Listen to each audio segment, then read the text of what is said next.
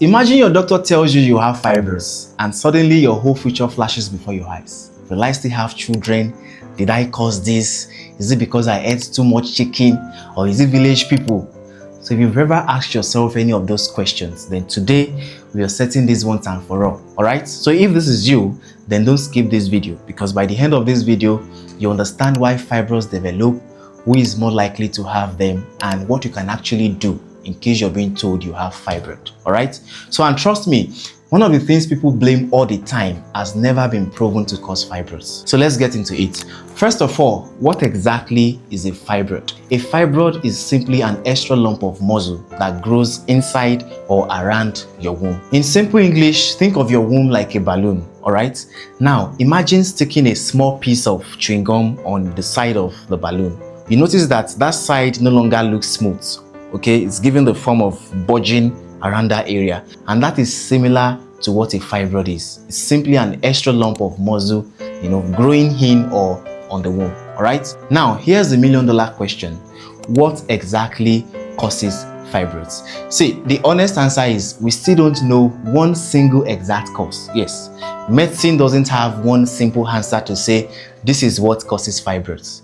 But then here's what we do know. Several factors work together to increase your chances of developing fibroids. All right. Now let's talk about them. What are these factors? Number one, they are your hormones. Yes, this one is the biggest reason. You know why? Because fibroids grow in response to hormones. Especially your hormone estrogen and your hormone progesterone. So these are the two important female hormones that can influence the growth of fibroid. Think of these hormones like fertilizer in a plant.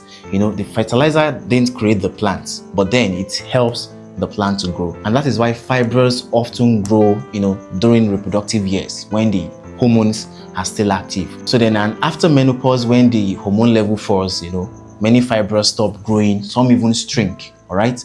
Then number two is genetics. Yes, here's what most people don't know. If your mother or your sister had fibroids, your own risk may also be higher. However, this doesn't mean that you're guaranteed to have fibroids, but then simply means your chances of developing them, may be increased. Same way you inherit your mother's height or your father's height or your mother's height. Okay, so some things simply run, in the families. Now, number three is your age. Yes, see, fibroids become more common as women get older during their reproductive years.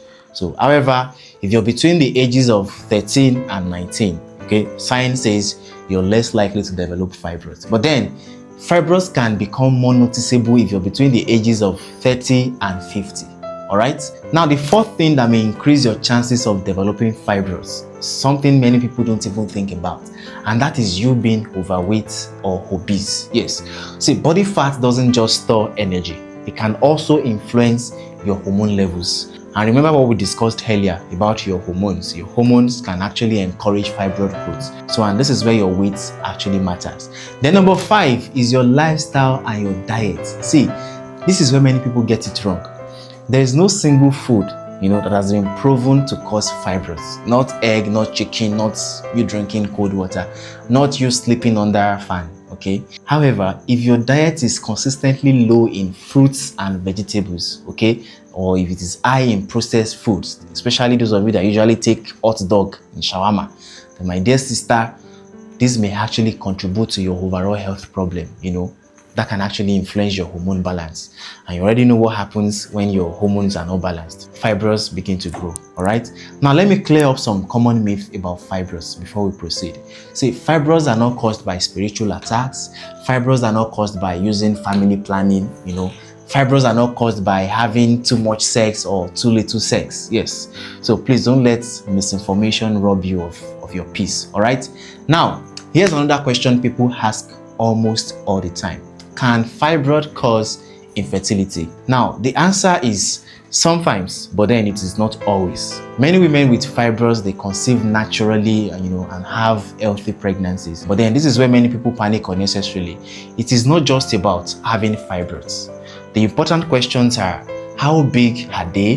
Where are they located?